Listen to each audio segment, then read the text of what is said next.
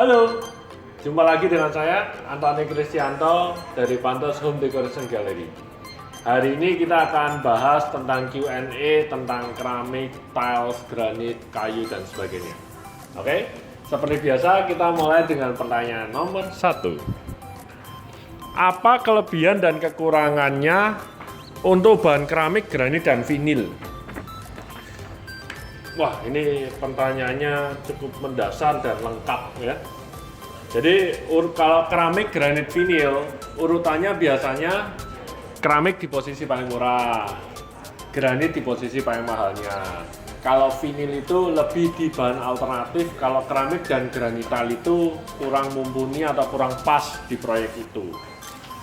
Nah, kelebihan lainnya adalah granital itu mempunyai kepresisian permukaan paling bagus. At least lebih bagus dibanding keramik wis.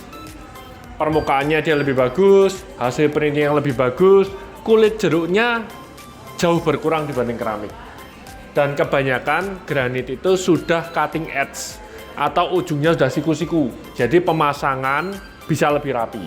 Tapi sekali lagi ya, cutting edge itu bukan berarti pemasangan tanpa nut, tapi pemasangan dengan nut bisa lebih rapi.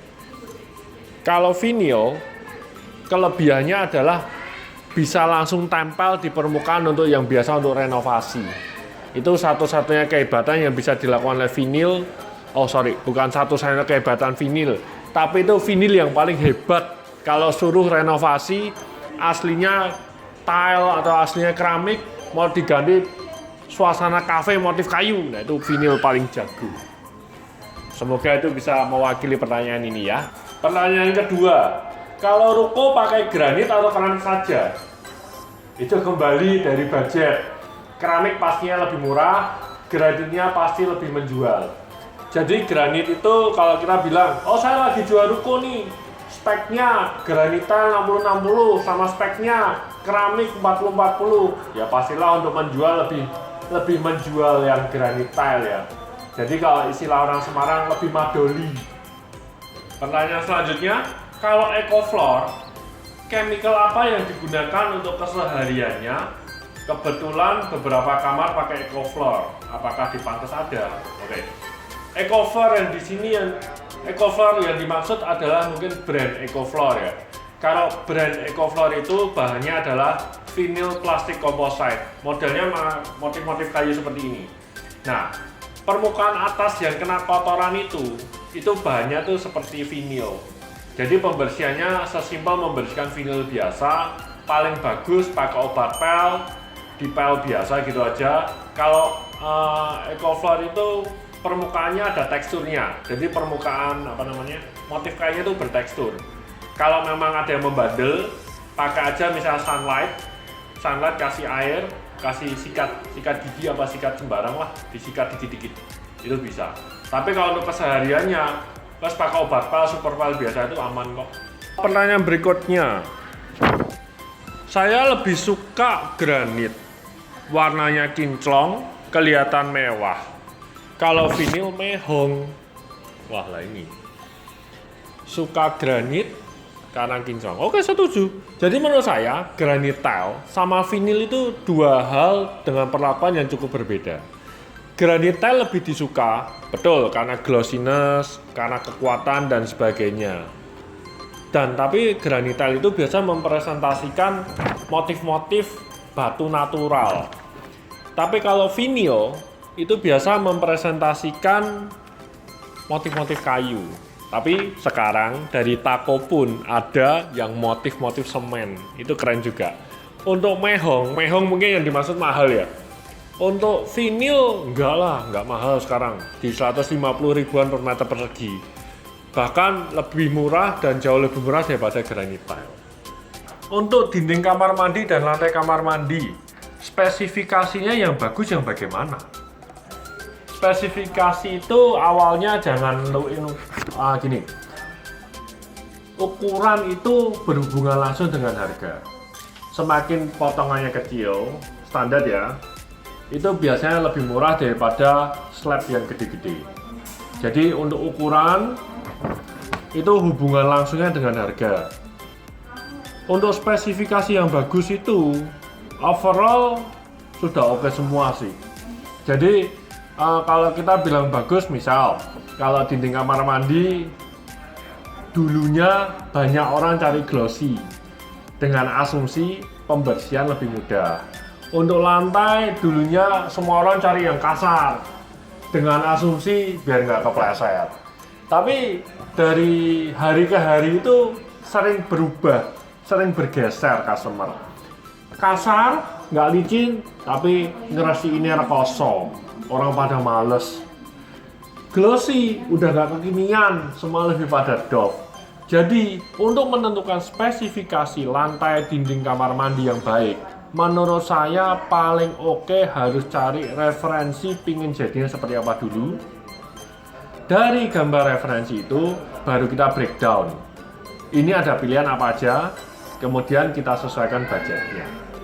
Menurut saya seperti itu. Granit yang bagus, tapi harga standar ada ya? Jawabannya selalu ada. Jadi granit tile entry level atau paling rendah biasanya berupa krem polos seperti ini. Nah di Pantes kita udah jajarin nih berbagai macam harga krem polos. Bedanya apa? Bisa langsung dibandingin. Jadi dari harga semakin tinggi biasanya lebih terang, semakin terang warnanya. Nah bisa lagi dibandingin yang made in India, made in Indonesia atau made in China. Itu spesifikasi ada semua, tapi startingnya dari harga yang paling oke itu kita punya. Granit kalau kena noda bisa hilang atau tidak, atau masih berbekas. Kalau granit masa kini, semua permukaannya tuh jadi nanopolis istilahnya. Jadi sudah diberikan coating, sampai noda itu tidak bisa meresap. Jadi jawabannya, noda itu tidak akan bisa meresap. Masalah berbekas atau tidak itu tergantung dari nodanya. Jadi cara ngilangin noda itu gimana? Ngilangin noda itu penting tahu tuh noda apa dan pengencer dari noda itu apa. Jadi misal kalau teh kopi jatuh nih tumplek di atas granit tile-nya, ya kita lap biasa aja, kasih sabun, kasih sanit, dia pasti hilang dan pasti nggak ada bekasnya. Kalau kita ngomong catnya tumpah nih, tinta cat tumpah, selama kita membersihkannya pakai thinner A, ya cat itu apa tinta itu akan bersih sempurna. Bekas? Jawabannya enggak.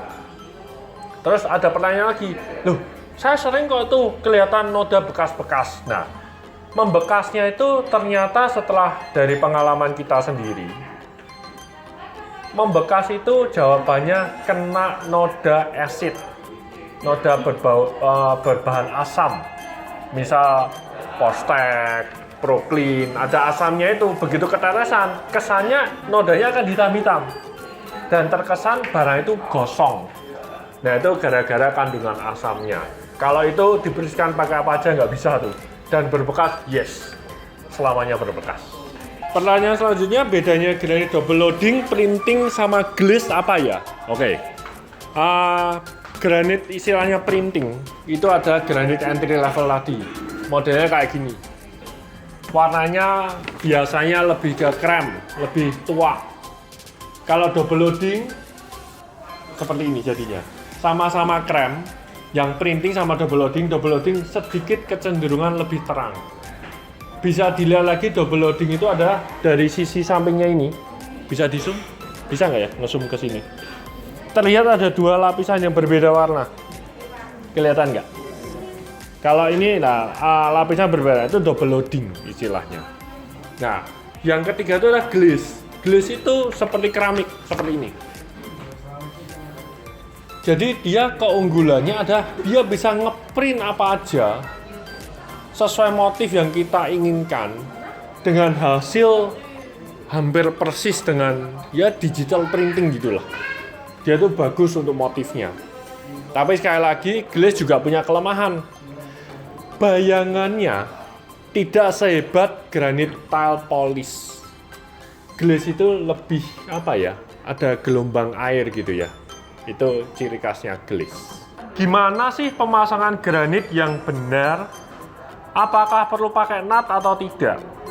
Jadi gini, pemasangan granit yang benar biasanya tetap ada petunjuk di packingnya granit. Tapi kalau overallnya satu, menurut saya semennya tetap pakai semen instan saja supaya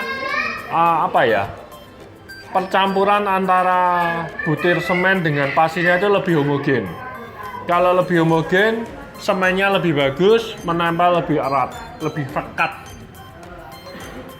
Nah, terus kalau nut itu penting sekali. Nut itu harus ada.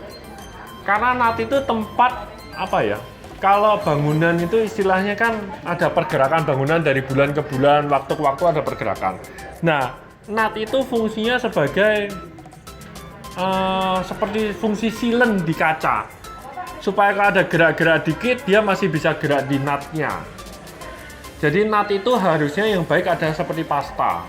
Jadi dicampur seperti pasta, nanti dioleskan, dimasukkan ke sela-sela keramiknya. Antara keramik ke keramik, kalau tanpa nut berarti kan keras ketemu keras nih. Kalau ada nutnya, harapannya ada barang yang lebih lunak di antaranya. Supaya kalau ada gerak dikit-dikit, dia masih bisa ada pergerakan. Jadi sekali lagi, nut itu penting. Dan masangnya kalau menurut kita pakai semen mortar apa semen jadian pabrik itu lebih bagus ya. Cara perawatan granit gimana ya biar glaze-nya tahan lama? Oke. Mungkin yang dimaksud gimana caranya mengatasi atau mencegah granit itu gores-gores. Jadi gini, untuk granitel sendiri itu ketahanan goresnya harusnya sudah baik. Tapi masih banyak barang-barang yang bisa membuat dia bergores. Salah satu yang paling sering itu adalah pasir. Jadi sering halnya terutama di tempat umum ya. Orang kan pakai alas kaki tuh. Alas kaki dari luar masuk ke showroomnya, ke kantornya dan sebagainya. Pasir itu nempel di sepatu atau alas kaki mereka. Nah, pasir yang nempel di situ terus kita jalan-jalan biasa, efeknya granit itu bakal gores terus.